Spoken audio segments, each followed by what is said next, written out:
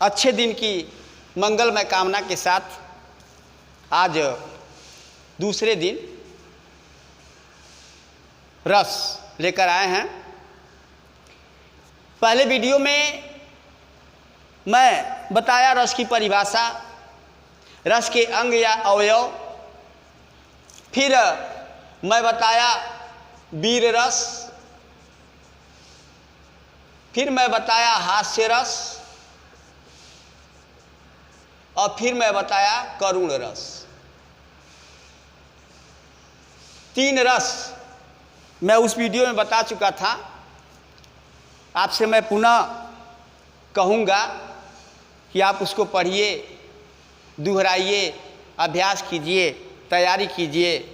जितना पढ़ लेंगे आपका है, जितना पढ़ लेंगे आपका है, क्योंकि यही एक ऐसी चीज़ है जो किसी और को नहीं दिया, उसमें कोई हिस्सा नहीं लगता। इसलिए जितना आपको अर्जित करना है उतना आप अर्जित कर लीजिए, आपके भविष्य में काम आएगा। तो आइए, वीर रस हो गया, हास्य रस हो गया, करुण रस हो गया। इसके बाद हम आते हैं श्रृंगार रस पर। ये श्रृंगार रस क्या है? परिभाषा मैं बार बार बताया कि देखिए, जब अस्थाई भाव मालूम हो, अस्थाई भाव, तो निश्चित रूप से आप परिभाषा बना लेंगे। अस्थाई भाव मालूम करने के लिए मैं एक पद भी लिखा था, उसको आप तैयार कर लें, आपको अस्थाई भाव भी आसानी से मालूम चल जाएगा। अब देखिए क्या है कि श्रृंगार रस का अस्थाई भाव होता है रति। क्या होता है? रति। श्रृंगार रस का अस्थाई भाव होता है रति। यह श्रृंगार रस 2 प्रकार का होता है, एक होता है संयोग श्रृंगार और एक होता है वियोग श्रृंगार। संयोग श्रृंगार का मतलब होता है पास रहने की, मिलने की, मिलन का भाव। नायक नायिका जब एक पास हो, नायक नायिका एक पास हो, अथवा नायक नायिका के मिलने का भाव पुष्ट हो, तो वह होता है संयोग श्रृंगार। वियोग श्रृंगार में क्या होता है? जब वे दोनों एक दूसरे से दूरी पर होते हैं, यानी मिलन का भाव नहीं होता है, एक दूसरे से दूर रहते हैं, इसको हम कहते हैं वियोग श्रृंगार। देखिए परिभाषा कैसे देंगे श्रृंगार, संयोग श्रृंगार का, कि विभाव, अनुभाव एवं व्यभिचारी भाव के संयोग से रति नामक अस्थाई भाव की उत्पत्ति हो। जहां रति नामक अस्थाई भाव की उत्पत्ति हो, वहां संयोग श्रृंगार रस होता है। संयोग श्रृंगार रस होता है।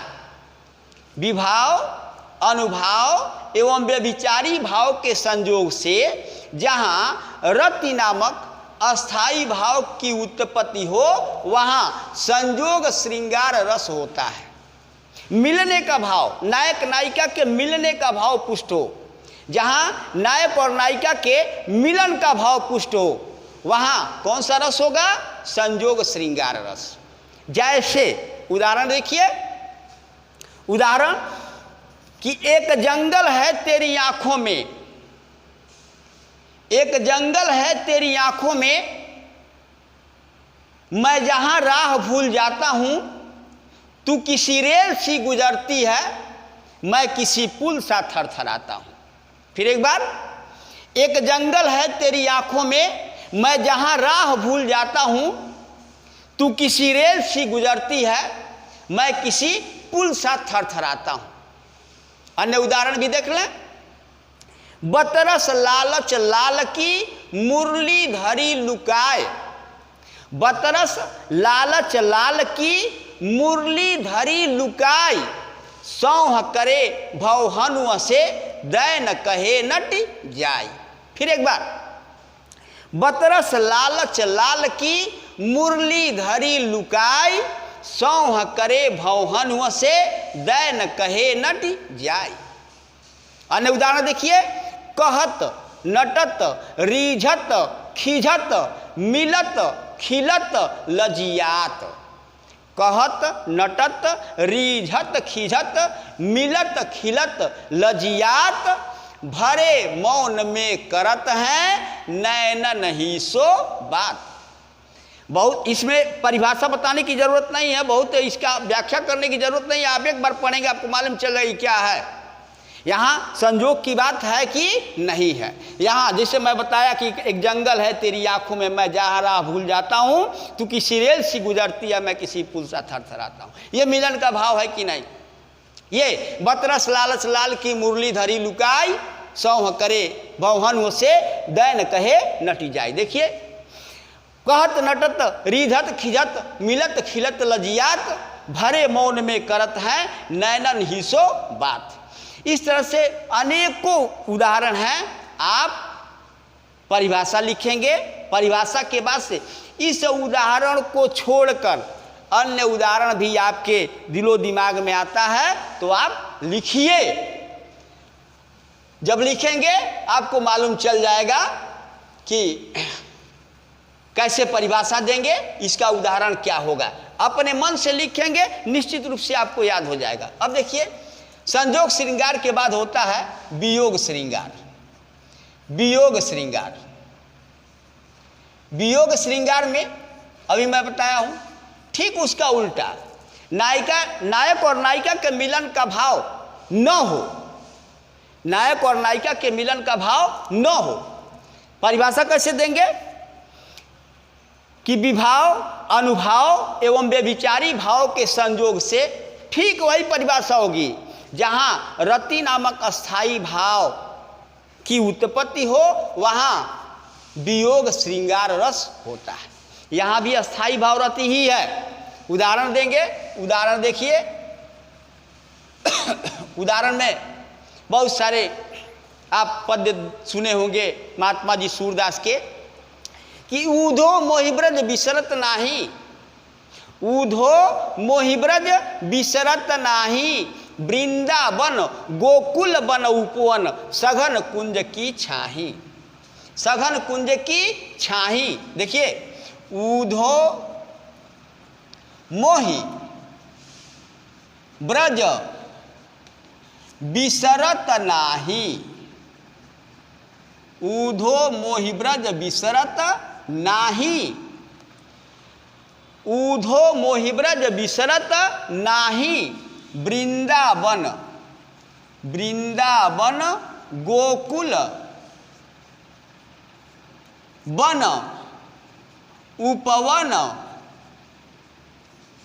सघन कुंज की छाही, सघन कुंज की छाही।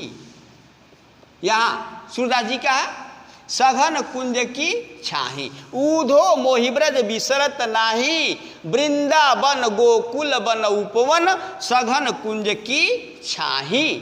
फिर देखिए, महात्मा जी सूरदास जी का ही है कि ऊधो मन न भये 10-20, ऊधो मन न भये 10-20, एक हु तो जो गयो श्याम संग, एक हु तो जो गयो श्याम संग, को अवराधे ईश, को अवराधे ईश।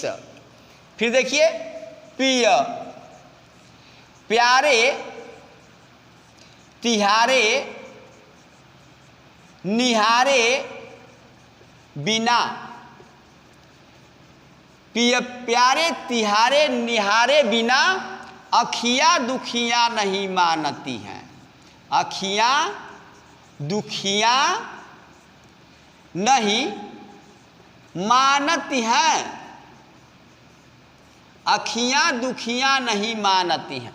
प्यारे तिहारे निहारे बिना अखियाँ दुखियाँ नहीं मानती है। पढ़े भी होंगे। बैठी खिन्ना, बैठी खिन्ना यक दिवस गेह में थी अकेली, बैठी खिन्ना यक दिवस गेह में थी अकेली, आके आंसू दृग युगल में थे धरा को भिगोते। ऐसे बहुत सारे उदाहरण हैं, बहुत सारे उदाहरण हैं महात्मा जी सूरदास के, जहाँ पर गोपियों से वार्तालाप होती है। प्रभु श्री कृष्ण गोकुल में नहीं मथुरा में हैं और यहाँ दूरी बन गई है, इसलिए महात्मा जी सूरदास लिखे हैं। तो जहाँ भी नायक और नायिका में दूरी बनी हुई है, नायक और नायिका में दूरी बनी हुई है, वहाँ क्या है? वियोग श्रृंगार।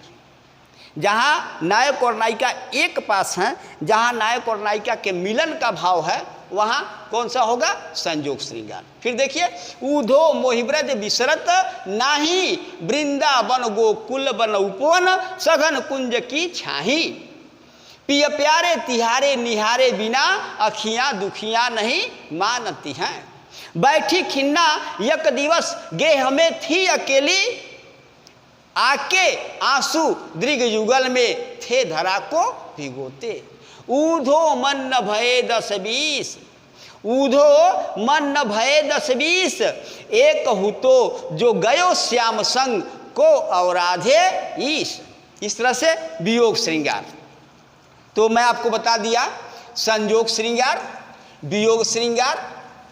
अब इसके बाद से आप आइए, आपको बताते हैं अद्भुत रस। अद्भुत, अद्भुत रस। अद्भुत का मतलब होता है आश्चर्य। अद्भुत का मतलब होता है आश्चर्य, विस्मय, विस्मय। अब यहाँ परिभाषा कैसे देंगे? परिभाषा एक ही चीज बार बार, विभाव, अनुभाव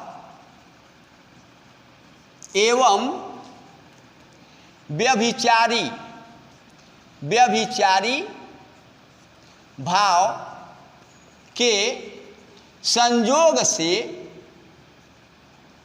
संयोग से जहाँ विस्मय, विस्मय नामक अस्थाई भाव की उत्पत्ति हो,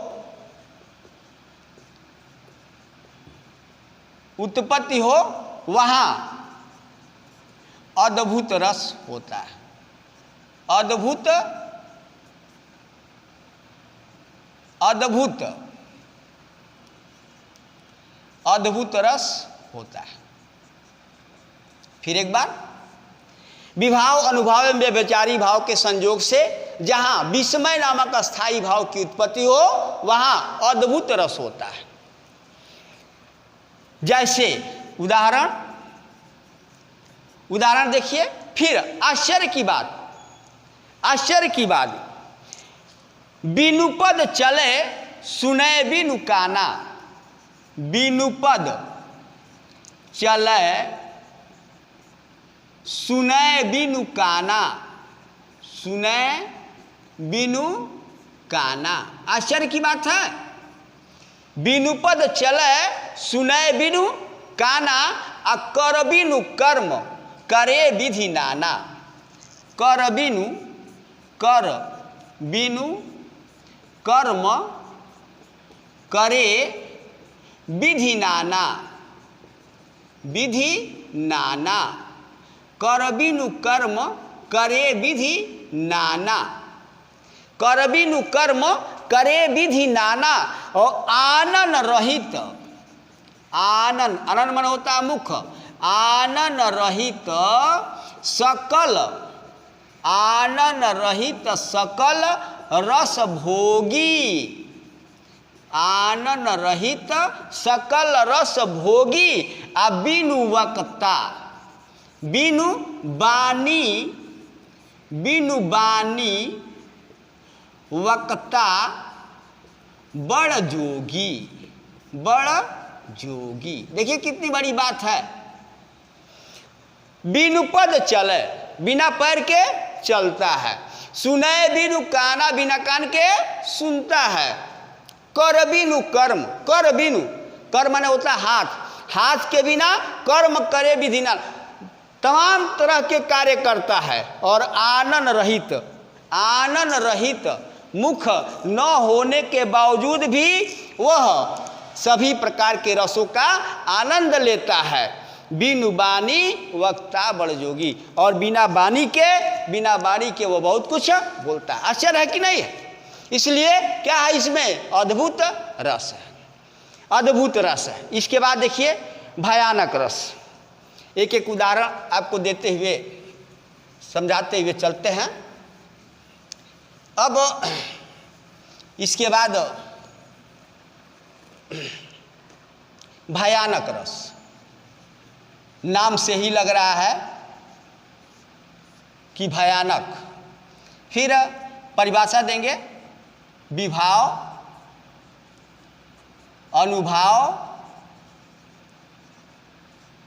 एवं व्यभिचारी, विभाव, अनुभाव एवं व्यभिचारी भाव के संयोग से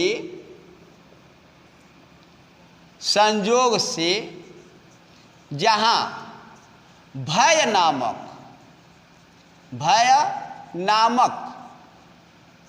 अस्थाई भाव की उत्पत्ति हो, वहाँ भयानक रस होता है।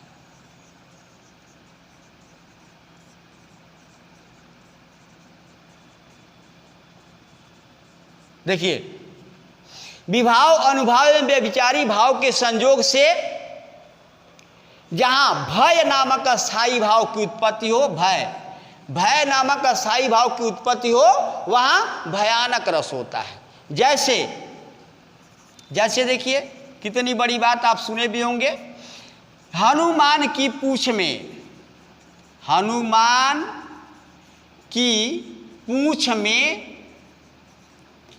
लगन न पाई आग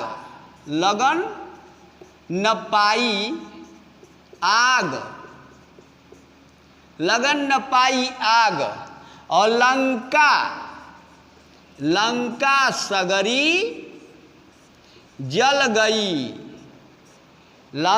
सगरी जल गई, गए निशाचर भाग। फिर एक बार, लंका सिगरी जल गई, गए निशाचर भाग। हनुमान की पूंछ में लगन न पाई आग, लंका सगरी जल गई, गए निशाचर भाग। अब देखिए, हनुमान की पूंछ में अभी आग लगी ही नहीं, हनुमान की पूंछ में अभी आग लगी ही नहीं, और सारी की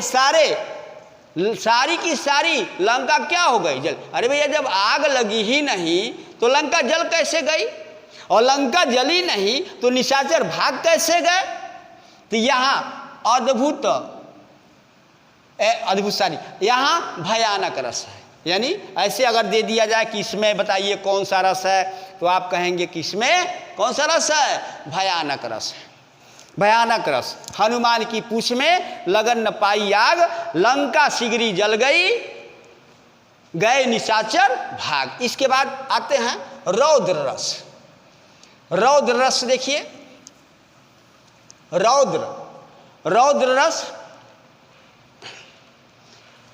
रौद्र रस में क्या है? रौद्र का मतलब होता है क्रोध। रौद्र रस विभाव, अनुभाव एवं व्यभिचारी भाव के संयोग से यहाँ देखिए, इसीलिए मिटाए नहीं इसको, कहाँ हम बदल देंगे। रौद्र का मतलब होता है क्रोध। क्या होता है? क्रोध। विभाव, अनुभाव एवं व्यभिचारी भाव के संयोग से जहाँ क्रोध नामक अस्थाई भाव की उत्पत्ति हो, वहाँ कौन सा रस होता है? रौद्र रस होता है। कौन सा रस होता है? रौद्र रस होता है। अब देखिए, रौद्र रस में क्या है? उदाहरण में, उस काल मारे क्रोध के, उस काल मारे क्रोध के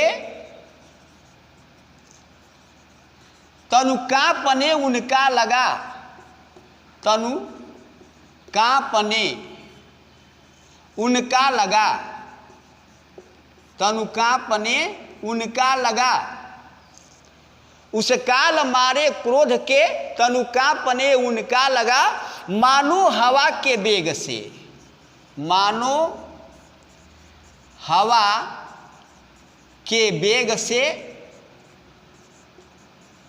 सोता हुआ सागर जगा, सोता हुआ सागर जगा। देखिए, सोता हुआ सागर, उस काल मारे क्रोध के तनु कांपने उनका लगा, मानो हवा के वेग से सोता हुआ सागर जगा। इसके बाद से आपको बता रहे हैं हम विभत्स रस। कौन सा रस? विभत्स रस। देखिए, विभत्स, विभत्स रस में क्या है? विभत्स माने होता है जुगुप्सा। विभत्स, विभत्स माने होता है जुगुप्सा, जुगुप्सा, जुगुप्सा माने घृणा। अब देखिए विभत्स, विभत्स का स्थायी भाव है जुगुप्सा।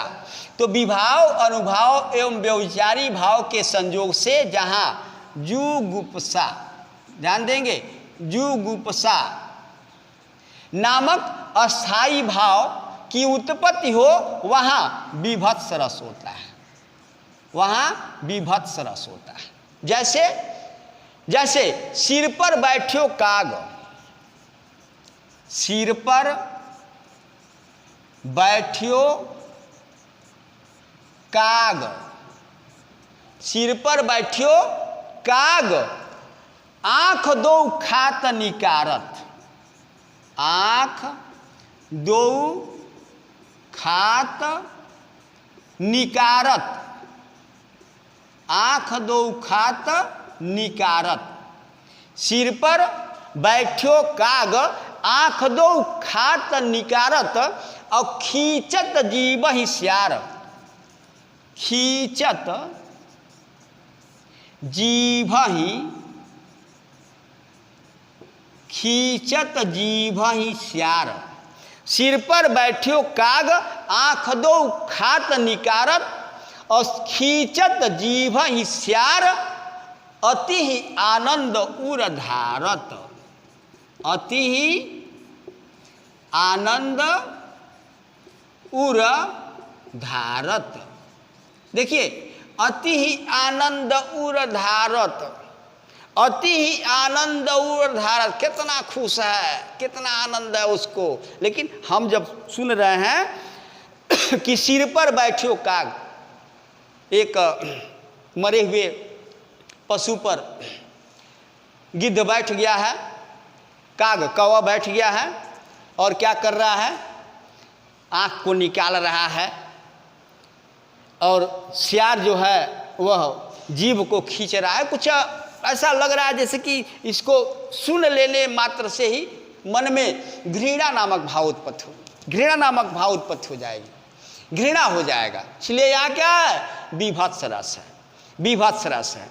इसके बाद हम आपको बताते हैं, तमाम तरह की बातें हैं, कई बार मैं कहा भी हूँ कि आप इसको देखेंगे। शांत, शांत रस, शांत का मतलब होता है निर्वेद, निर्वेद का मतलब होता है वैराग्य, वैराग्य, शांत रस। अब देखिए, शांत रस, शांत का मतलब निर्वेद, वैराग्य। बहुत आप सुने होंगे इसमें, निर्वेद वैराग्य। शांत का अस्थाई भाव होता है निर्वेद। कौन सा भाव? अस्थाई भाव निर्वेद। शांत का अस्थाई भाव निर्वेद। कैसे परिभाषा देंगे? विभाव, अनुभाव एवं व्यभिचारी भाव के संयोग से जहां जहां निर्वेद, ध्यान देंगे, जहां निर्वेद नामक अस्थाई भाव की उत्पत्ति हो, वहां शांत रस होता है। कौन सा रस होता है? शांत रस होता है। देखिए उदाहरण, बसो मेरे नैनन में नंदलाल, मोहनी मूरति सांवरी सूरति, नैना बने विशाल। एकदम वैराग्य की भावना है इसमें, ऐसी मूढ़ता या मन की परिहर राम भगत सूर सरिता ओस आस करत ओस कन की। ऐ मालिक तेरे बंदे हम, ऐ मालिक तेरे बंदे हम, नेकी पर चलें और बदी से टलें। बसो मेरे नैनन में नंदलाल। देखिए, बसो मेरे नैनन में नंदलाल, बसो मेरे नैनन में नंदलाल।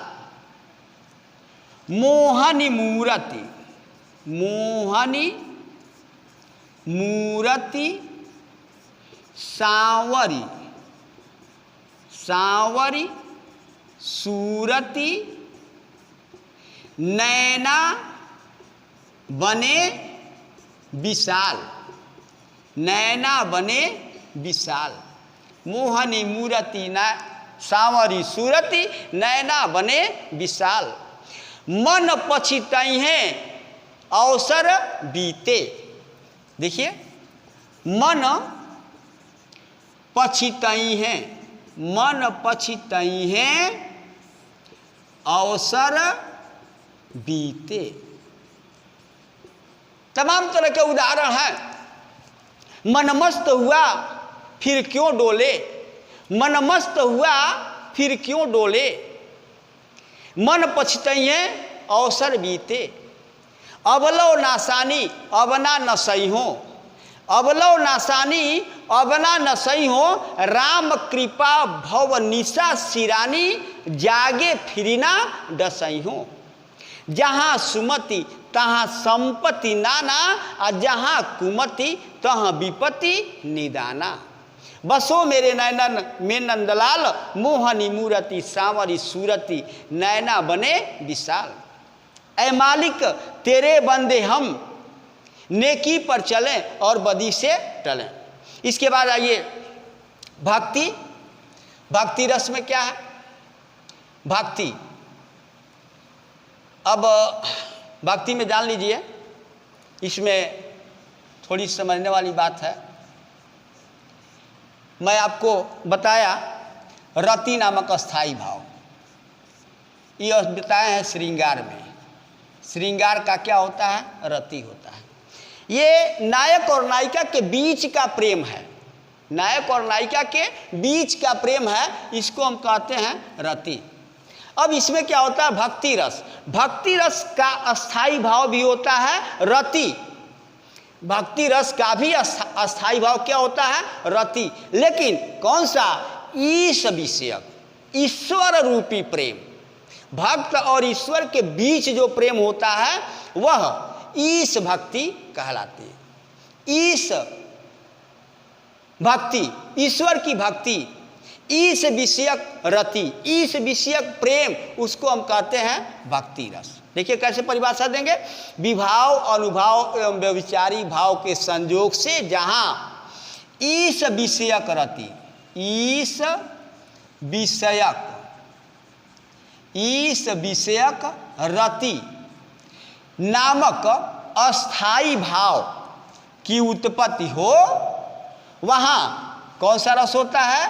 भक्ति रस होता है। ध्यान दीजिएगा, वहाँ भक्ति रस होता है। ईश विषयक रति, मैं बता दिया कि श्रृंगार में नायक और नायिका के बीच, और भक्ति में रति अस्थाई भाव है, लेकिन कौन सी रति है?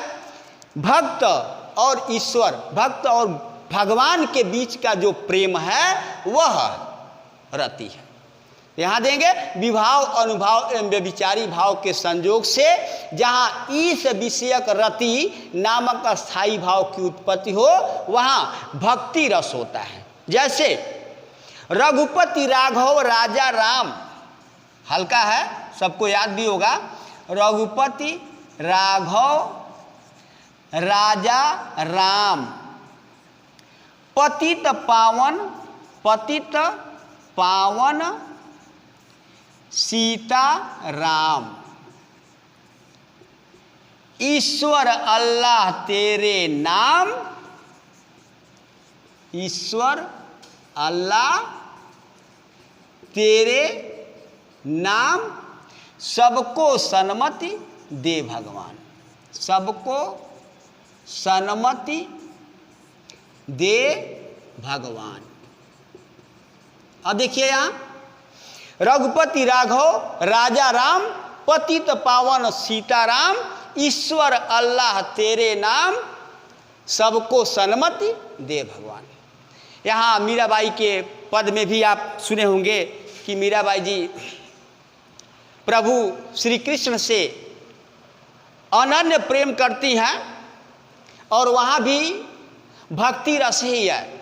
जैसे मेरे तो गिरधर गोपाल दूसरो ना कोई, मेरे तो गिरधर गोपाल दूसरो ना कोई, जाके सिर मोर मुकुट, जाके सिर मोर मुकुट, मेरो पति सोई। फिर आगे अगला उदाहरण है कि असुवन जल सींची सींची, प्रेम बेली बोई, अब मीरा की लगन लागी, होनी सी होनी हो सो होई। ऐसे ही तमाम तरह के उदाहरण हैं। आप इसको छोड़कर अन्य जो भी उदाहरण आपके दिमाग में आता है आप उसे नोट करें, देखें कि वो उसमें भक्ति रस है कि नहीं है। फिर इसके बाद अंत में अंतिम आपका है वात्सल्य रस। वात्सल्य रस देखिए, अंतिम आपका है 11वां रस वात्सल्य रस। वात्सल्य रस अभी मैं रति की बार बार चर्चा कर रहा हूँ, बता रहा हूँ कि श्रृंगार रस में जो अस्थाई भाव उसका रति है वह नायक और नायिका के बीच का प्रेम। फिर वात्सल्य रस का भी अस्थाई भाव रति ही है, लेकिन यह क्या है? संतान विषयक रति, संतान विषयक, माता पिता का पुत्र के प्रति प्रेम और पुत्र का प्रेम माता पिता के प्रति, इस तरह का। तो वात्सल्य रस, भक्ति रस का भी मैं बताया कि उसका भी अस्थाई भाव रति ही होता है, लेकिन वह क्या है? ईश भक्ति, ईश विषयक रति, ईश विषयक रति। यहाँ क्या हो गया? संतान विषयक रति। तो विभाव अनुभाव एवं व्यभिचारी भाव के संयोग से जहाँ संतान विषयक रति नामक अस्थाई भाव की उत्पत्ति हो वहाँ वात्सल्य रस होता है। जैसे सूरदास जी के पद में आपने सुना होगा, पढ़ा होगा कि मैया मोरी मैं नहीं माखन खायो, मैया मोरी मैं नहीं माखन खायो, ग्वाल बाल सब बैर परे हैं, बरबस मुख लपटायो। देखिए माता यशोदा के पास जब शिकायत पहुंचती है तो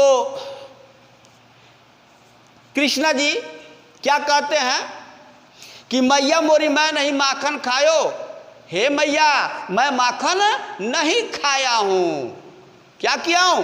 कि ग्वाल बाल सब बैर परे, ये जो मेरे ग्वाल बाल हैं, जो भी मेरी मित्र मंडली है, जो मेरे मित्र हैं, मेरे सखा हैं, वह सब के सब क्या किए? जबरदस्ती मेरे मुख पर क्या किए हैं? लपेट दिए। देखिए कितनी अच्छी बात, कितना प्रेम है माता और पुत्र के बीच में। यहाँ तमाम तरह के उदाहरण। एक बार कहते हैं कि मैया मैं गाय चराने जाऊंगा, मैं गाय चराने जाऊंगा, मैया मैं अपनी गाय, मैं अपनी सब गाय चरई हो, मैं अपनी सब गाय चरई हो, प्रात होत बल के संग जई हो, तेरे कहे न रही हो। कितनी अच्छी बात कि मैं अपनी सब गाय चराई हो, मैं अपनी सारी गायों को चराऊंगा, प्रात होत बल के संग जई हो, प्रात होते ही, सुबह होते ही मैं बलदाऊ भैया के संग चला जाऊंगा, मैं तेरी बात को नहीं मानूंगा, मैं तेरी बात को मानकर घर पर नहीं रहूंगा। फिर गाना भी आप सुने होंगे, गीत भी सुने होंगे कि जसुमती मैया से बोले नंद लाला, राधा क्यों गोरी मैं क्यों काला। देखिए कृष्णा जी कहते हैं कि हे माता जसोदा, मैं क्यों काला हूँ। और जसोदा, और वो नाम भूल गया, हमको नाम भूल गया, अब मैं क्या कहूँ, नाम आपको मालूम होगा कि जसुमती मैया से बोले नंद लाला, नाम तो आ रहा है, राधा क्यों गोरी मैं क्यों काला। राधा क्यों गोरी हैं और मैं क्यों काला हूँ। इतनी बात जब माता जसोदा जी सुनती हैं तो कहती हैं, क्या कहती हैं, कैसे जवाब देती हैं, आपको मालूम होगा कि काली अधियारी आधी रात को तू आया इसीलिए काला। कितनी अच्छी बात, माता का पुत्र के प्रति प्रेम और पुत्र का माता के प्रति प्रेम, तमाम तरह की बातें हैं। वह कहते हैं मैया मोरी मैं नहीं माखन खायो, ग्वाल बाल सब बैर परे हैं, बरबस मुख लपटायो। बहुत सारी बातें आपको मैं आज बता दिया इस वीडियो में। लगभग सभी प्रकार के रसों के बारे में आपको बता दिए। आपका काम है उसको अच्छी तरह से पढ़ें, याद करें, लिखें, अपने मन से अन्य उदाहरण भी एकत्रित करें। अन्य उदाहरण एकत्रित करने की एक ललक होनी चाहिए आपके पास, एक उत्सुकता होनी चाहिए। अन्य उदाहरण इकट्ठा करें आप, और इकट्ठा करके उसमें ढूंढें कि वह कौन सा रस है, वह उसमें कौन सा अलंकार है, उसमें कौन सा छंद है। इस तरह से पढ़ाई यदि आप करेंगे तो निश्चित रूप से आप सफलता को प्राप्त करेंगे। इसी के साथ जय हिंद, जय भारत।